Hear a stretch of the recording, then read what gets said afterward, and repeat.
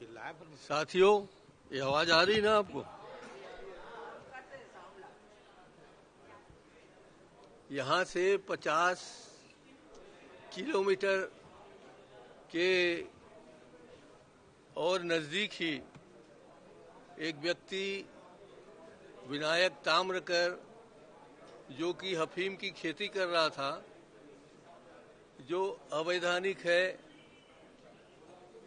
उसको पिछले 4 साल से खेती करने खुद चंद्राकर जी ने स्वीकार किया और ये असंवैधानिक भी है।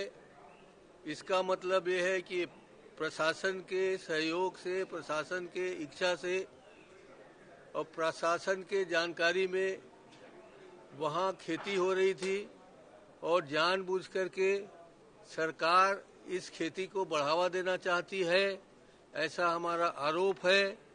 हमारे यहाँ धान के खेती करने वालों को इन्होंने इस वर्ष खून के आंसू रुलाए हैं और चाहते हैं कि धान की खेती कम हो।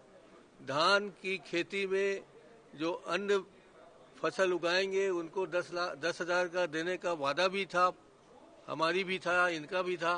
तो ये अब चाहते हैं कि इनको पर्याप्त धान अब नहीं संभव है जितना हो रहा है यहाँ। तो मेरा हम सबका यही आरोप है कि ये छत्तीसगढ़ को अफीम के, गांजा के खेती की तरह डाइवर्ट कर रहे हैं और इसीलिए उसको पूरा संरक्षण दिया जा रहा है। पुलिस ने अपने एफआईआर में उस आदमी के नाम को छुपाने की बात कही है, जबकि भारतीय जनता पार्टी के अध्यक्ष ने तत्काल प्रभाव से उसे निलंबित किया है। तो ये सरकार और भाजपा दोनों के बीच में जो अंतर दिख रहा है उससे स्पष्ट होता है कि भारतीय जनता पार्टी के अध्यक्ष स्वीकार करते हैं कि वो भाजपाई है और जबकि सरकार उसको बचाने के चक्कर में है।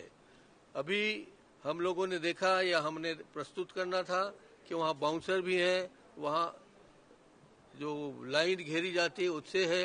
एनडीपीएस के अधिकारी वहाँ गए थे छापा मारने के लिए, उनको घुसने नहीं दिया गया। पिछले